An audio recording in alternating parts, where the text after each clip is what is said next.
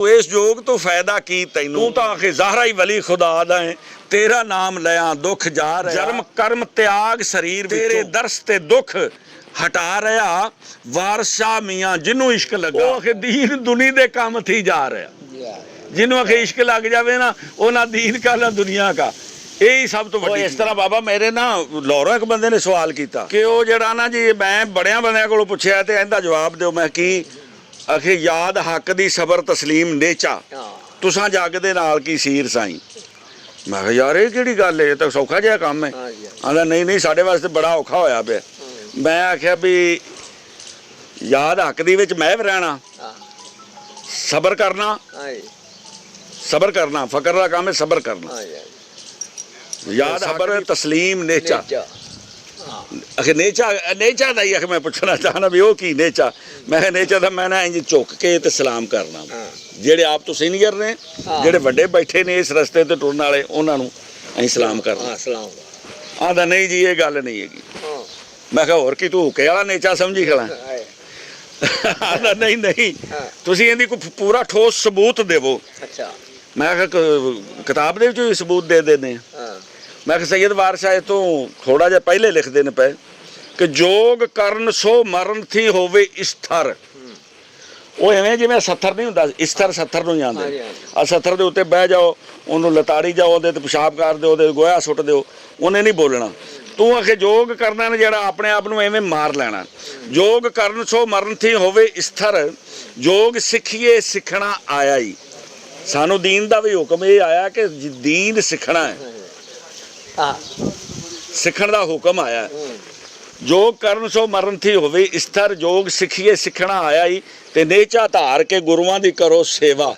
जेड़े तुहाडे तो सीनियर ने नेचा धार के गुरुआं दी करो सेवा ये भी जोगियां दा फरमाया ही नाल सिदक यकीन दे बन तकवा धन्ने पत्थरों रब नूं पाया ही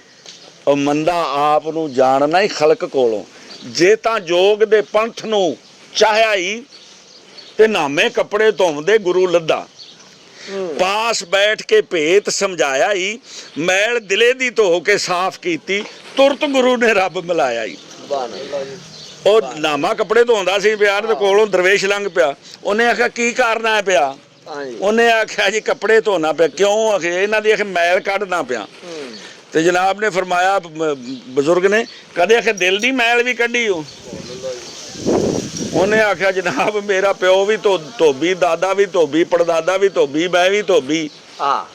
ते अज तक ना सानू किसी ने दसिया नहीं भी दिल दी मैल भी हुंदी ते दिल दी मैल कढी दी भी है वो इंज करके बह गया कोल नामे कपड़े धोंदे गुरु लद्दा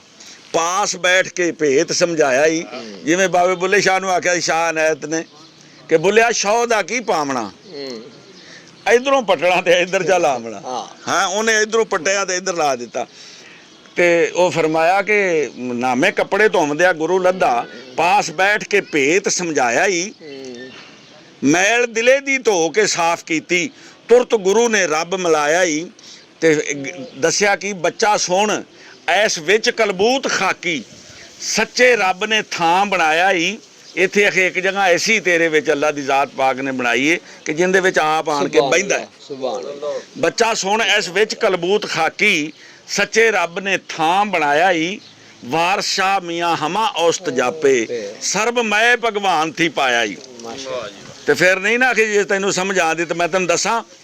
आखे माला मणकियां दी विच इक्को ही धागा आ सारा जहान है ना जेड़ा ये माला है मणकियां दी इहदे विच धागा इक्को ही है इहदे विच जिहड़ी चीज़ चलदी पई ओह सारी एक है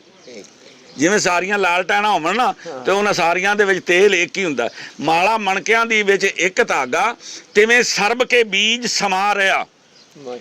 तां बोड़ दा बी आखे तैनूं नहीं दिसदा बोड़ दिसदी पई ये जमीन दे विच आखे समाया है ते फिर इहने अपने आप नूं फना कीता है ते फिर वेखो किड्डा वड्डा बोड़ हो गया माला मणकियां दी विच एक धागा तिवें सरब के बीज समा रहा साह जीउंदियां विच है जान वांगू किवें आखे जिवें नशा भंग अफीम में आ रहा भंग आखे तैनूं दिसदी है अफीम दिसदी उहदे अंदर नशा मौजूद है तैनूं नहीं दिसदा माला मणकियां दी विच एक धागा ਤਿਵੇਂ ਸਰਬ ਕੇ ਬੀਜ ਸਮਾ ਰਿਹਾ, ਸਾਹ ਜਿਉਂਦਿਆਂ ਵਿੱਚ ਹੈ ਜਾਨ ਵਾਂਗੂ, ਨਸ਼ਾ ਭੰਗ ਅਫੀਮ ਮੇ ਆ ਰਿਹਾ, ਜਿਵੇਂ ਮਹਿੰਦੀਓਂ ਪੱਤਰੀ ਰੰਗ ਰਚਿਆ,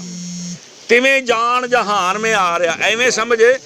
ਜਹਾਨ ਦੇ ਵਿੱਚ ਅੱਲਾ ਦੀ ਜ਼ਾਤ ਪਾਕ ਇਸ ਤਰ੍ਹਾਂ ਮੌਜੂਦ ਹੈ ਜਿਵੇਂ ਮਹਿੰਦੀ ਦੇ ਪੱਤਰਿਆਂ ਦੇ ਵਿੱਚ ਰੰਗ ਹੈ। ਤੈਨੂੰ ਆਖੇ ਮਹਿੰਦੀ ਦੇ ਪੱਤਰ ਦਿਸਦੇ ਪਏ ਨੇ, ਉਹਦੇ ਵਿੱਚ ਰੰਗ ਵੀ ਮੌਜੂਦ ਹੈ, ਉਹ ਤੈਨੂੰ ਨਹੀਂ ਦਿਸਦਾ ਪਿਆ। ਜਿਵੇਂ ਆਖੇ ਰਗਤ ਸਰੀਰ ਵਿੱਚ ਸਾਂਸ ਅੰਦਰ, ਤਿਵੇਂ ਜੋਤ ਮੇ ਜੋਤ ਸਮਾ ਰਿਹਾ। ਇਸ ਆਖੇ ਗੱਲ ਤੋਂ ਇਸ ਯੋਗ ਤੋਂ ਫਾਇਦਾ ਕੀ ਤੈਨੂੰ, ਤੇਰਾ ਕੰਮ ਆਸਾਨ ਹੁਣ ਆ ਰਿਹਾ, ਤੂੰ ਤਾਂ ਆਖੇ ਜ਼ਾਹਰਾ ਹੀ ਵਲੀ ਖੁਦਾ ਦਾ ਹੈ, ਤੇਰਾ ਨਾਮ ਲਿਆ ਦੁੱਖ ਜਾ ਰਿਹਾ।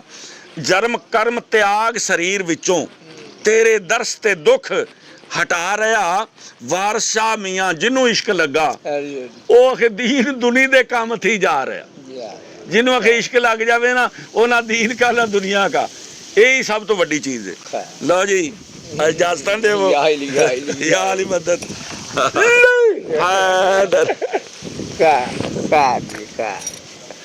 ਲੋ ਦੋਸਤੋ, ਹੁਣ ਬਾਬਾ ਜੀ ਕੋਲੋਂ ਇਜਾਜ਼ਤਾਂ ਦਾ ਟਾਈਮ ਆ ਗਿਆ ਤੇ ਬਾਬਾ ਜੀ ਨੂੰ ਪਿਆਰ ਦੀ ਜੱਫੀ ਪਾਣੇ ਆ, ਤੇ ਤੁਸੀਂ ਜ਼ਰਾ ਵੇਖਿਆ।